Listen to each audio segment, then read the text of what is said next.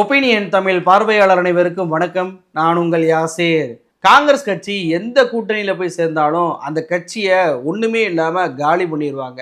அது மக்களுக்கு ஆதரவு பெற்று மிகப்பெரிய செல்வாக்குள்ள கட்சியாக இருந்தாலுமே இவங்க செய்கிற அதிக பிரசங்கித்தனத்தினாலேயே அந்த கட்சி மீது மக்களுக்கு கோபம் தோர்த்து போயிடுற அளவுக்கு காங்கிரஸ் கட்சியுடைய செயல்பாடு என்பது இருக்கும். இதுதான் டெல்லியிலேருந்து மகாராஷ்டிராவிலேருந்து உத்தரப்பிரதேசத்துலேருந்து பீகார்லேருந்து தமிழ்நாடு புதுச்சேரி மேற்கு வங்கம் அப்படின்னு சொல்லிட்டு ஒரு மிகப்பெரிய பட்டியலையே இந்த காங்கிரஸ் கட்சியினால் தோல்வியடைந்த கட்சிகள் அப்படின்ற ஒரு பட்டியலை போடலாம். இப்போது காங்கிரஸுக்கு ஒரு புது கூட்டாளி கிடச்சிருக்கிறாங்கல்ல, தாவேகா. இந்த தாவேகாவோட கூட்டணி சேர்ந்து 20 நாள் கூட ஆகலை. அதற்குள்ள தாவேகா கட்சியை காலி பண்ணக்கூடிய எல்லா வேலையிலும் இந்த காங்கிரஸ் ஈடுபட்டுக்கிட்டு இருக்கிறாங்க. அப்படி என்ன பண்ணாங்க? இந்த வீடியோவில் ஆதாரத்தோட விரிவாக பார்க்கலாம். இந்த வீடியோவை முழுமையாக பாருங்கள். மறக்காமல் நம்மளுடைய ஒப்பீனியன் தமிழ் சேனலை சப்ஸ்கிரைப் பண்ணிக்கோங்க. இந்த வடிவேலு காமெடி நம்ம எல்லாருக்குமே தெரியும். இருக்கின்ற கட்சியிலே இங்கிருந்து இன்னொரு கட்சிக்கு தாவும் தைரியமும் தன்னம்பிக்கையும் எனக்கு மட்டும்தான் இருக்குது அப்படின்ற மாதிரி இங்கே இருந்து கொண்டு இருக்கும்போதே இன்னொரு கட்சிக்கு தாவக்கூடியதை கூட நம்ம பார்த்துருக்கலாம். ஆனால் இங்கேயும் ஒரு ராஜ்யசபா சீட்டு, அங்கேயும் ஒரு ராஜ்யசபா சீட்டு, அடுத்து எங்கே போகிறோமோ அங்கேயும் ஒரு ராஜ்யசபா சீட்டு அப்படின்னு சொல்லிட்டு ராஜ்யசபா சீட்டுக்காகவே கட்சி தாவக்கூடிய கட்சி அப்படின்னா அது காங்கிரஸ் கட்சி மட்டும்தான். தேர்தலுக்கு முன்னாடி திமுக மீது வேண்டா வெறுப்பு முகத்தை காட்டி கொண்ட போதும் மிக தெளிவாக ராஜ்யசபா சீட்டை வாங்கி கிறிஸ்டோபர் திலக் அப்படின்றவரை எம்பி ஆக்கிட்டாங்க.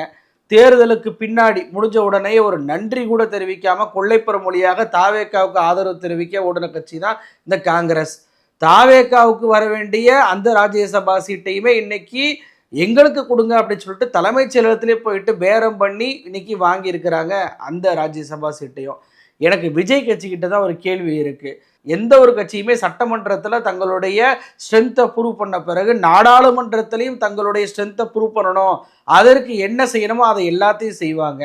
நாடாளுமன்றத்திற்கு செல்லக்கூடிய முதல் தாவேகா எம்பி அப்படின்ற வாய்ப்பை சிவி சண்முகத்துடைய ராஜினாமா ஏற்படுத்தி கொடுத்துச்சு. இது மக்களை சந்தித்து ஓட்டு வாங்கக்கூடிய தேவை என்பது இல்லை, வெறுமனை எம்எல்ஏக்களோட ஓட்டு போட்டாவே போதும்.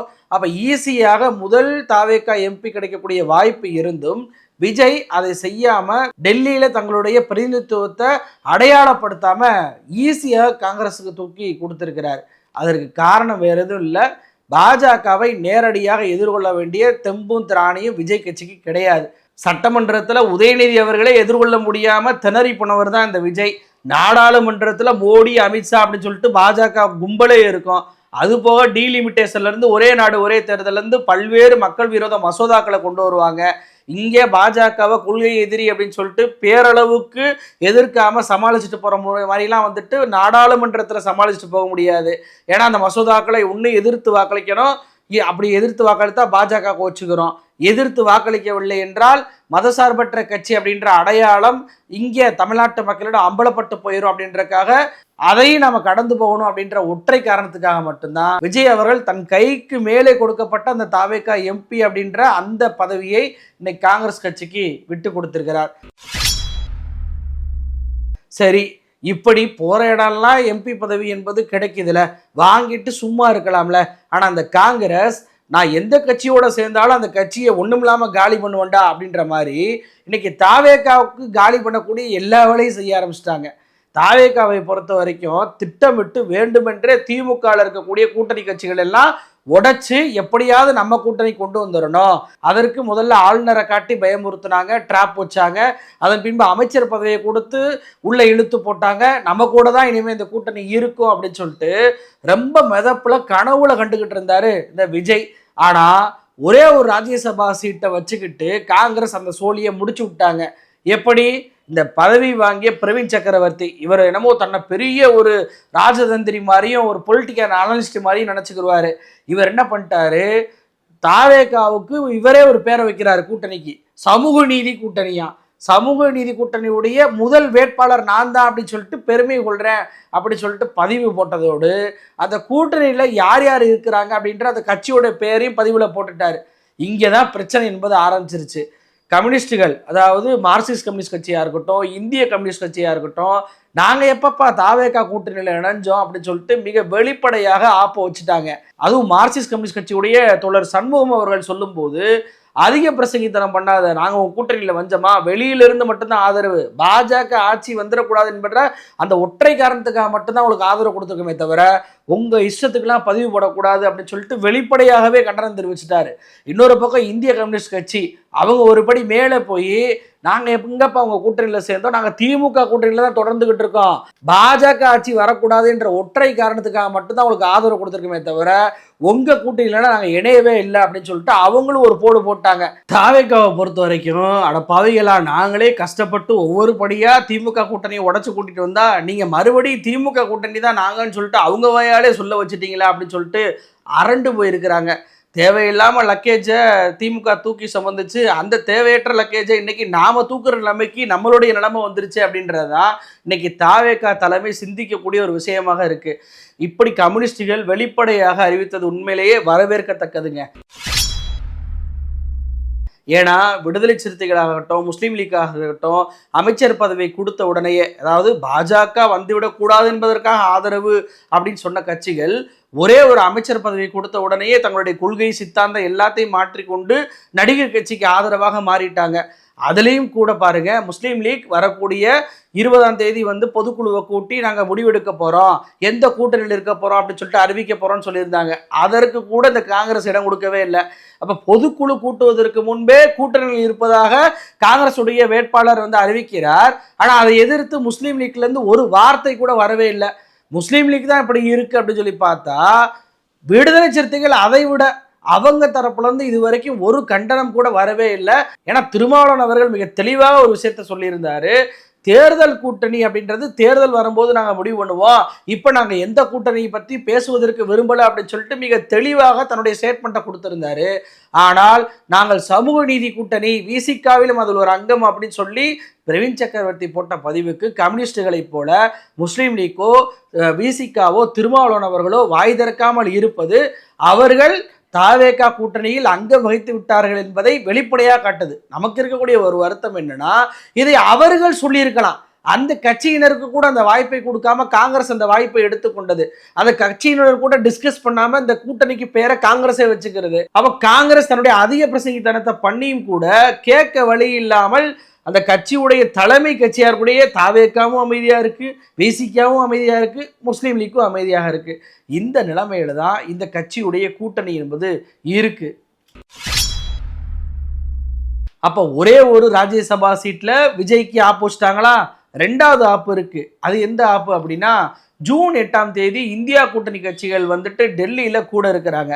இந்த கூட்டத்திற்கு ஸ்டாலின் அவர்கள் வர முடியாது, ஏன்னா காங்கிரஸ் எங்களுடைய முதுகில் குத்தி இருக்கு, தொண்டர்களுடைய உணர்வுகளை புரிந்து கொண்டு நாங்கள் இந்த கூட்டத்தில் கலந்து கொள்ள மாட்டோம், அதே நேரத்தில் காங்கிரஸ் அல்லாத பிற கட்சிகள் எடுக்கக்கூடிய முடிவுகளோடு நாங்கள் துணை நிற்கிறோம், அந்த முடிவுகளோடு நாங்கள் போராடுவோம், எங்களுடைய குரலும் அதே குரலாக இருக்கும் அப்படின்னு சொல்லிட்டு காங்கிரஸ் அல்லாத பிற இந்தியா கூட்டணி கட்சிகளுடைய குரலாக நாங்கள் ஒழிப்போம் என்று திமுக மிக தெளிவாக ஸ்டேட்மெண்ட் கொடுத்துட்டாங்க. திமுக இப்படி கூட்டணியிலிருந்து வெளியேறியது என்பது டெல்லி அரசியலில் மிகப்பெரிய ஒரு பரபரப்பை கிளப்பி இருக்கு. ஆனால் காங்கிரஸ் இது எப்படி பேக்கப் பண்ணுறாங்கன்னா, ஏங்க திமுக போனால் போயிட்டு போகுதுங்க, விஜய் பெரிய ஆக்டருங்க, சவுத் இந்தியாவே நம்ம கண்ட்ரோல் தாங்க அப்படின்னு சொல்லிட்டு இந்த உத்தவ் தாக்கரே கட்சிகிட்ட சொன்னாங்களா என்னன்னு தெரியல. சஞ்சய் ராவத் என்பவர் வர்றாரு, திமுக போனால் என்னங்க, தாவேக்கா இருக்குங்க, நமக்கு ஒரு மாற்றமும் இல்லை, ஒரு கட்சி போனால் ஒரு கட்சி உள்ளே வந்திருக்கு அப்படின்ற ரீதியில் பேசிக்கிட்டு இருக்கிறாரு. ஆனால் இவங்களுக்கு தெரியல விஜய் என்பவர் இன்னொரு நிதிஷ்குமார் அப்படின்னு சொல்லிட்டு. ஏன்னா நிதிஷ்குமார் இந்த கூட்டணியில் மிகப்பெரிய ஒரு தலைவராக இருந்தார், ஆனால் கடைசி நேரத்தில் கலட்டி விட்டு பாஜக பக்கம் போயிட்டார். விஜய் அவர்கள் இப்படி அழைப்பு விட்டாங்கல்ல, திமுக நாங்கள் இதில் கலந்து கொள்ளவில்லை என்று வெளிப்படையாக சொல்லிட்டாங்க. அதே போல் வெஸ்ட் பெங்காலில் இருக்கக்கூடிய மம்தா பானர்ஜி கட்சி நாங்கள் கலந்து கொள்வோம்ட்டாங்க. காஷ்மீரில் இருக்கக்கூடிய தேசியவாத காங்கிரஸும் நாங்கள் இதில் கலந்து கொள்வோம்னு அறிவிச்சிட்டாங்க. ஜார்க்கண்ட்லேருந்து எல்லா கட்சிகளுமே நாங்கள் இதில் கலந்து கொள்ளுவோம் என்று அறிவிச்சிருக்காங்க. கம்யூனிஸ்ட் மட்டும் இன்னும் அறிவிக்கலை. ஆனால் கலந்து கொண்டு காங்கிரஸை கேட்காத கேள்வி கேட்க போவதாக கம்யூனிஸ்ட் கட்சியுடைய இன்சைடர் சொல்வதாக மீடியாக்களில் செய்தியை நம்மளால் பார்க்க முடியுது. ஆனால் தாவேக்கா இதில் கலந்து கொள்ளுமா மாட்டோமா அப்படின்ற ஒரு வார்த்தையாக சொன்னாங்களா? இன்னும் ஒரு நாள் மட்டும்தான் இருக்குது 8ஆம் தேதி ஆரம்பிப்பதற்கு. அந்த 8ஆம் தேதியில் இந்த கூட்டத்தில் நாங்கள் கலந்து கொள்ள போகிறோம், எங்களுடைய ஆதரவு இந்தியா கூட்டணிக்கு தான், எங்கள் கட்சியின் சார்பாக இவர் கலந்து கொள்ள போகிறார் அப்படின்ற ஒரு ஸ்டேட்மெண்ட்டை கூட விஜய் அவர்கள் இதுவரைக்கும் வெளியிடவே இல்லை. விஜய் விட்டுருங்க, தாவேகா சார்பாக கூட இது வரைக்கும் எந்த ஸ்டேட்மெண்ட்டும் வரவே இல்லை. அப்போ திமுக போனா என்னங்க, தாவேகா வரப்போகுதுங்க அப்படின்னு சொல்லிட்டு டெல்லியில் இருக்கக்கூடிய வட இந்தியாவில் இருக்கக்கூடிய கட்சிகளை காங்கிரஸ் ஏமாற்றினாலும் கூட இவர் வருவாரா இல்லையான்றே தெரியாத நிலை இப்போ வந்திருக்கு. ஏன்னா விஜயை பொறுத்த வரைக்கும் அவர் டெல்லிக்கு போய் மோடியை சந்திக்கிறார், நிர்மலா சீதாராமனை சந்திக்கிறார். ஆனால் அவருக்காக காத்திருந்த ராகுல் காந்தியை சந்திக்கல, சோனியா காந்தி அவர்களை சந்திக்கல. இவருக்கு கேரளாவுடைய முதலமைச்சர் பதவிக்கு கூப்பிட்டாங்க பதவியேற்பு அன்னைக்கு. அப்பவும் காங்கிரஸ் கட்சியை புறக்கணிச்சாரு இந்த விஜய். இப்போ இந்தியா கூட்டணியுடைய கூட்டத்திற்குமே இவர் போவாரா இல்லையா அப்படின்ற $1,000,000 கேள்வியை எழுப்பிக்கிட்டு இருக்கிறார். அப்படின்றப்போ ஒரு நிரந்தரமற்ற ஒரு நபரை, அதுவும் காங்கிரஸை தொடர்ச்சியாக புறக்கணிக்கக்கூடிய ஒரு நபரை எப்படியாவது இந்த கூட்டத்தில் கொண்டு வந்துடணும் அப்படின்னு சொல்லி துடிக்கிறாங்க. இந்தியா கூட்டணியை பொறுத்த வரைக்கும் அது உருவாக்கியதே ஸ்டாலின் அவர்கள் தான். இந்தியா கூட்டணியுடைய வேட்பாளரை அறிவிச்சதும் ஸ்டாலின் அவர்கள் தான். அவர் இல்லாமல் இந்த இந்தியா கூட்டணி என்பது ஸ்டேபிளாக கண்டிப்பாக இருக்க போவது இல்லை. ஏன்னா பிற மாநிலங்களில் பிரச்சனை வந்த போதெல்லாம் எங்களை பார்த்து கற்றுக்கொள்ளுங்கள் என்று கூட்டணியை மிக வலுவாக காட்டி கட்டமைத்தவர் தான் ஸ்டாலின் அவர்கள். இன்னைக்கு அவருடைய கூட்டணியே தாவேகா அப்படின்ற கட்சியினால அமைச்சர் பதவி ஆசையை காட்டி சோஃபா மாடலை காட்டி இழுத்திருக்கக்கூடிய சூழல்ல விஜயோடைய முடிவு இந்த சோஃபாவை நம்பி போனவர்களையும் கதிகலங்க வச்சிருக்கு. ஏன்னா விசிகாவுடைய தலைவர் திருமாவளவன் அவர்கள் நாங்கள் இந்தியா கூட்டணியில் பங்கேற்போம்னு சொல்லிக்கிறாரு. ஆனால் இது வரைக்கும் தாவேகா அப்படி சொல்லவே இல்லை. அப்போ நிதிஷ்குமாரை போல கடைசி நேரத்தில் விஜய் அவர்கள் பெல்ட் அடிப்பாரோ என்ற சந்தேகம் இன்னைக்கு வட இந்திய கட்சிகளுக்கு வர ஆரம்பிச்சிருக்கு. எல்லாத்தையும் விட எனக்கு ஒரு கேள்வி இருக்கு. என்ன அப்படின்னா, இன்னைக்கு மேற்கு வங்கத்தில் மிகப்பெரிய பிரச்சனை என்பது நடந்துகிட்டு இருக்கு. அந்த கட்சியை குதிரை பேரம் பண்ணி துண்டாடிக்கிட்டு இருக்கிறாங்க. உண்மையான டிஎம்சி என்பது இன்னொரு ஆள் தான் அப்படின்னு சொல்லிட்டு மகாராஷ்டிராவில் எப்படி சரத்பவார் கட்சியும் உத்தவ் தாக்கரே கட்சி உடைச்சாங்களோ அதே மாதிரி மம்தா பானர்ஜியுடைய கட்சியை உடைச்சிக்கிட்டு இருக்கிறாங்க. ஒரு எதிர்கட்சி தலைவராக இந்தியா கூட்டணியுடைய முக்கிய கட்சியாக இருக்கக்கூடிய காங்கிரஸுடைய முக்கிய பிரமுகராக இருக்கக்கூடிய ராகுல் காந்தி அவர்கள் ஏதாவது ஒரு கருத்தை தெரிவிச்சிருக்கணும்ல, ஒரு கருத்தையும் தெரிவிக்கவே இல்லைங்க. இவர் என்ன பண்ணிக்கிட்டு இருக்காரு அப்படின்னு சொல்லி பார்த்தா அந்தோமான் நிக்கோபார் தீவில் போயிட்டு ஸ்கூபா டைவிங் அடிச்சுக்கிட்டு இருக்கிறாரு. இதுதான் எதிர்கட்சி தலைவருடைய நிலைமை. காக்ரோச் பார்ட்டி அப்படின்ற அந்த இளைஞர்கள் கூட டெல்லியில் போராடிக்கிட்டு இருக்கிறாங்க. எதிர்கட்சி தலைவராக இருக்கக்கூடிய நபர் அந்தோமான் நிக்கோபார் தீவில் போய் ஸ்கூபா டைவிங் அடிச்சுட்டு இருக்கிறாரு. ஈடி ரைடு பினராயி விஜயன் அவர்கள் கம்யூனிஸ்ட் கட்சியுடைய முதலமைச்சராக இருந்தவரை வீட்டில் ஈடி ரைடு விடுறாங்க. அதை பற்றி ஒரு வாய் கூட திறக்காதவர் தான் இந்த ராகுல் காந்தி. அதே மாதிரி தான் பார்த்தீங்கன்னா விஜய் இருக்கிறார். கம்யூனிஸ்ட் கட்சிகள் கூட்டணியில் இருந்தாங்க. இருக்கும்போதே பினராயி விஜயன் மீது ரைடு விடும்போது முதல் குரலாக விஜயோடைய குரல் வந்திருக்கணும். ஸ்டாலின் அவர்கள்லாம் கண்டிக்கிறாரு, ஆனால் விஜய் கண்டிக்கவே இல்லை. இன்னைக்கு அந்த கம்யூனிஸ்ட் அந்த இதெல்லாம் கோட் பண்ணி தான் இவர்கள் பின்னாடி போக முடியாது, உங்களுடைய கூட்டணியில் நாங்கள் இல்லை அப்படின்ற அந்த நிலைப்பாட்டை மிக தெளிவாக எடுத்திருக்கிறாங்க. அந்த தெளிவு மற்ற கட்சிகளுக்கு இல்லையே அப்படின்ற பார்வை இன்னைக்கு நாட்டு மக்களுக்கு எழுந்திருக்கு. விஜயே ஒரு மண்குதிரை, அதை நம்பி காங்கிரஸ் சவாரி செய்ய நினைக்கிறது. காங்கிரஸே உள்ளிலிருந்து மாநில கட்சிகளை அழிக்கக்கூடிய ஒரு சக்தி என்று தெரியாமல் விஜய் பயணித்துக் கொண்டிருக்கிறார். ஆக மொத்தத்துல தாவேகா அப்படின்ற கட்சியை எதிர்கட்சிகள் அதிமுகவோ திமுகவோ சேர்ந்து மக்கள்லாம் சேர்ந்தெல்லாம் தோற்கடிக்கவோ அழிக்கவோ தேவையில்ல. காங்கிரஸ் என்ற ஒரே ஒரு கட்சி போதும் தாவேகாவை காலி பண்ணுவதற்கு அப்படின்றதான் இன்னைக்கு பொதுமக்கள் வைக்கக்கூடிய ஒரு பார்வையாக இருக்கு. இந்தியா கூட்டணியை பொறுத்த வரைக்கும் உத்தரப்பிரதேச தேர்தல் என்பது மிக மிக மையமான ஒரு தேர்தல். 2027 நடக்க போகுது. 2029 தேர்தலுக்கு அது ஒரு முன்னோட்டமாக இருக்கும். இந்த தேர்தலில் இப்போவே காங்கிரஸ் உத்தரப்பிரதேசத்துடைய அகிலேஷ் யாதவோட முதுகுல குத்த ஆரம்பிச்சுட்டாங்க. எப்படி டெல்லியில் அரவிந்த் கெஜ்ரிவாலோ, பீகாரில் தேஜஸ்வி யாதவோ, தமிழ்நாட்டில் ஸ்டாலினோ, இப்படி ஒவ்வொரு மாநிலமாக முதுகில் குத்தக்கூடிய காங்கிரஸ் உத்தரப்பிரதேசத்தில் 403 சீட்டில் 120 சீட் எங்களுக்கு வேணும்னு சொல்லி கேட்டு விடாப்படியாக நாங்கள் தனித்து கூட போட்டிடுவோம் அப்படின்னு சொல்லிட்டு பிரச்சனைகளை இப்போவே கிளப்ப ஆரம்பிச்சிருக்கிறாங்க. அப்போ அகிலேஷ் யாதவையும் தோற்கடித்து அவங்க விட்டாங்க அப்படின்னா கண்டிப்பாக அந்த காங்கிரஸை நாங்கள் நம்ப மாட்டோம் அப்படின்னு சொல்லிட்டு அவரும் வெளிப்படையாக அறிவிச்சிருவார். ஏன்னா டிஎம்கே ஆல்ரெடி அப்படி அறிவிச்சதுனால மம்தா பானர்ஜி கட்சி இன்னைக்கு உடைஞ்சு போயிருக்கிறதுனால அகிலேஷ் யாதவ், மம்தா பானர்ஜி, அரவிந்த் கெஜ்ரிவால், தேஜஸ்வி யாதவ், நவீன் பட்நாயக், அதே போல் உத்தவ் தாக்கரே உள்ளிட்டவர்கள் அத்தனை பேருமே இணைஞ்சு நின்னாங்கன்னா அது மிகப்பெரிய ஒரு மாஸ் கூட்டணியாக மாறும். காங்கிரஸுக்கு அது பாடம் புகட்டக்கூடிய ஒரு விஷயமாக மாறும். தேசிய அளவில் மதவாத கட்சியான பாஜகவை அகற்றுவதற்கு காங்கிரஸ் என்ற மண்குதிரை ஒருபோதும் பயன்படாது. ஏன்னா மாநில கட்சிகளை அழித்து தங்களுக்கு கீழே ஒரு கட்டுப்பட்ட கட்சிகளாக மாற்றிவிட வேண்டும் என்பதுதான் காங்கிரஸுடைய நோக்கமாகவே தெரியுது. இல்லைன்னா அனுசரித்து போகக்கூடிய நிலைமையை காங்கிரஸ் கட்சியினர் எடுப்பாங்க. இப்படி வெளிப்படையாக அடுத்த கட்சிகளை துண்டாடுவதற்கு அவங்க துண்டாடுவதை ரசித்து கொண்டு இருக்கக்கூடிய சூழ்நிலையை அவங்க உருவாக்கி இருக்க மாட்டாங்க. அவர்களுடைய நோக்கம் பாஜகவுக்கு எதிரி நாங்கள் தான், எங்களுக்கு கீழே அடிமையாக அடிபட்டு மாநில கட்சிகள் இருக்கணும் அப்படின்றதான் அவங்களுடைய ஒற்றை பார்வையாக இருக்கு. அப்போ பாஜகவை எதிர்க்கக்கூடிய மாநில கட்சிகளை காலி பண்ணக்கூடிய வேலையை காங்கிரஸ் செய்வதனால பாஜக பி டீம் தான் காங்கிரஸா இருக்குமோ அப்படின்ற சந்தேகம் தான் இன்னைக்கு நாட்டு மக்கள் அத்தனை பேருக்கும் எழுந்திருக்கு. அதை காங்கிரஸுடைய செயல்பாடும் உணர்த்திக்கிட்டு தான் இருக்கு. நன்றி.